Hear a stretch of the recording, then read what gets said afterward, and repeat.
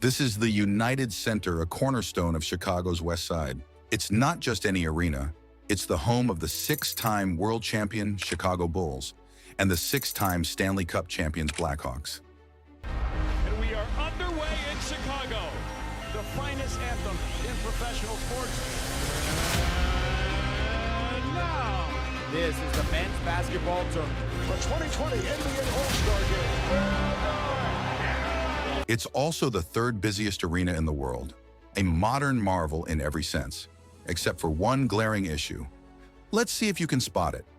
This is the exterior of the iconic LA Coliseum, and this is the Mercedes-Benz Stadium in Atlanta. Now compare this with the United Center in Chicago. It's completely surrounded by lifeless parking lots on all four sides. These stark, empty expanses feel more like the parking lot of a Costco than the surroundings of one of the busiest arenas in the world. There is no greenery, no vibrancy, and no connection to the neighborhood. Surely the biggest stadium in Chicago can do better than this. The owners of United Center recognized this problem and devised a solution that would require $7 billion and a ton of construction. In a nutshell, United Center will go from looking like this to this. This is the story of how one of Chicago's most iconic landmarks is about to transform the entire West Side. And the stakes couldn't be higher.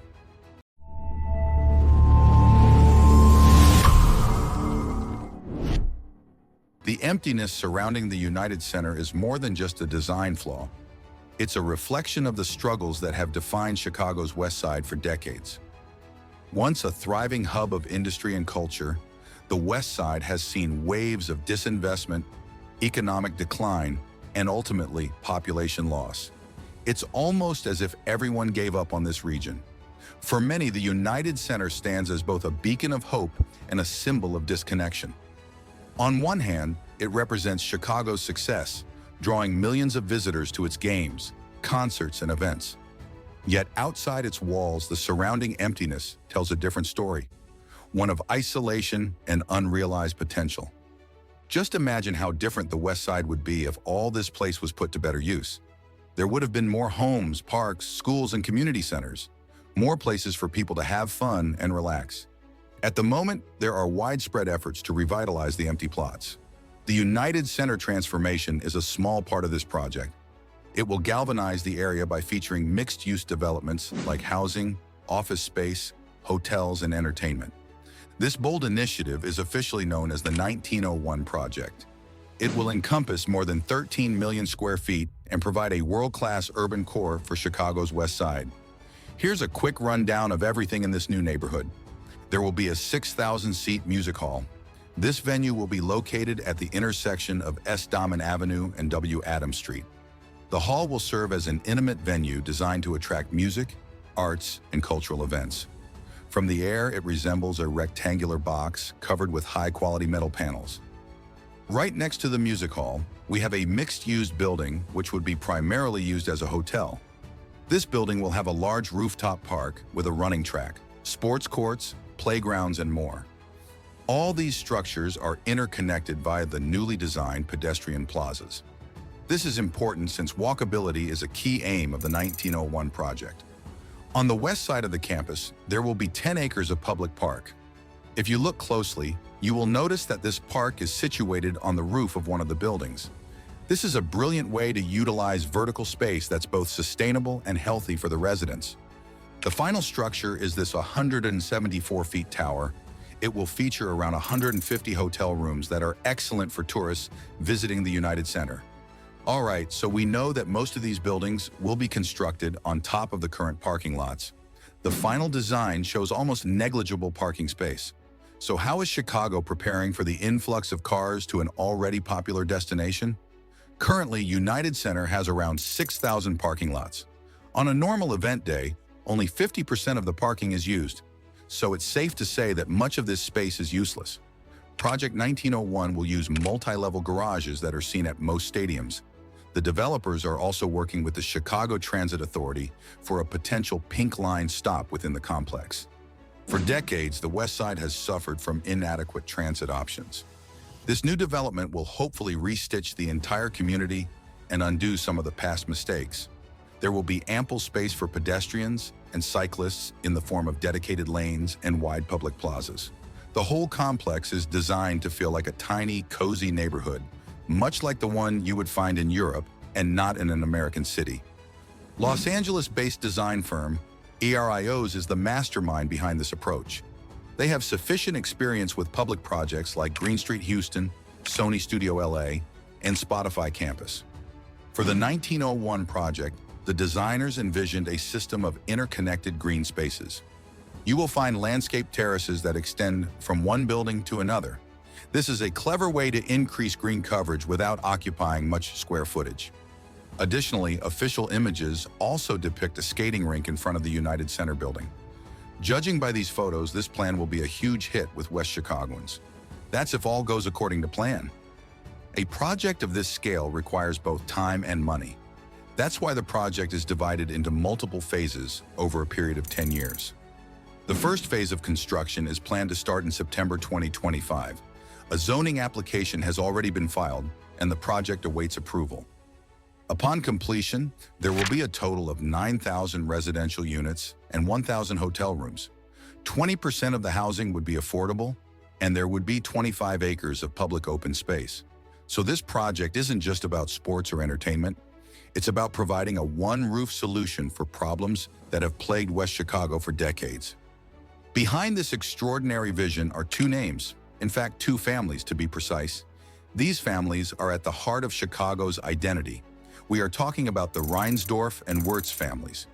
Together, they co-own the United Center Arena, which opened in August 1994. The arena, as we know, became the home for both Chicago Bulls and the Blackhawks. And among the loudest arenas in the league, it must be the United Center. The Chicago Blackhawks win the Stanley Cup! These two teams are also owned by these two families.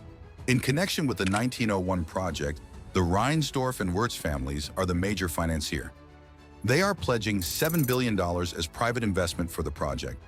This makes it one of the largest private investments in the world. According to the project's official site, there's no plan to request city funding or tax increment financing assistance. The project is meant to serve as a lasting legacy for both families. In a news release, Jerry Reinsdorf remarked, "We shared a commitment to our city and understood our responsibility to give back through our charity arms and by seeking out economic opportunities for our neighbors who live and work in and around the United Center."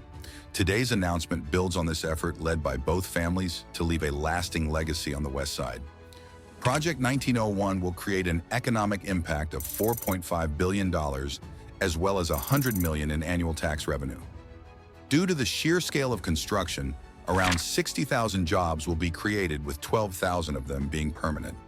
Obviously, there's no such thing as a free lunch, and both families looking for a long-term return on their investment.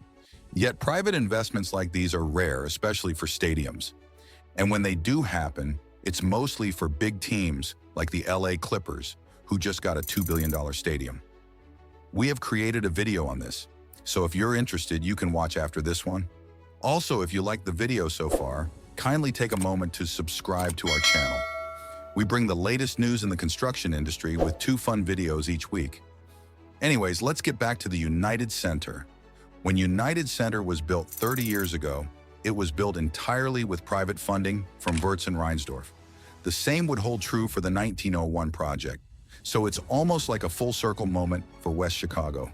It's a region that hosts several marginalized communities with a poverty rate of 18.3%. The region's struggle can be traced back to the 1968 riots following the assassination of MLK. The uprising caused widespread property destruction, including many businesses. Regions like East Garfield Park and Madison Street were the worst hit areas and were almost reduced to rubble. Middle-class families, particularly those who could afford to leave, moved to suburbs or other parts of the city. Many of the destroyed businesses never reopened, leaving the area economically devastated. As a result, even today, empty lots are a common sight in Westside Chicago. By almost every measure, government efforts have failed, leaving the area open to speculators who have yet to produce lasting development. When the leaders fail, it falls upon the people to fix the issue. United Power is one such group based in Illinois, which tackles with such community problems. Its recent initiative is to build 1,000 homes on the south side of Chicago and 1,000 homes on the west side of Chicago. We've decided to organize good people and change these communities. United Power has already secured $17.5 million for construction. It's only a matter of time when you start to see new structures rise from these empty spaces. Now, the west side isn't the only part about to see big changes.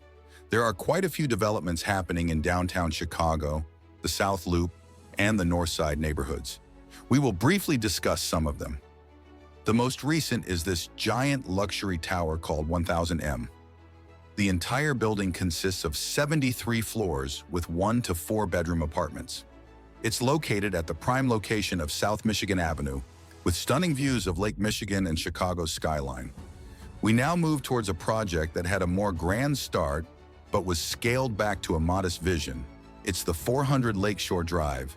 It's a prime location since it's a meeting point for Lake Michigan and the Chicago River.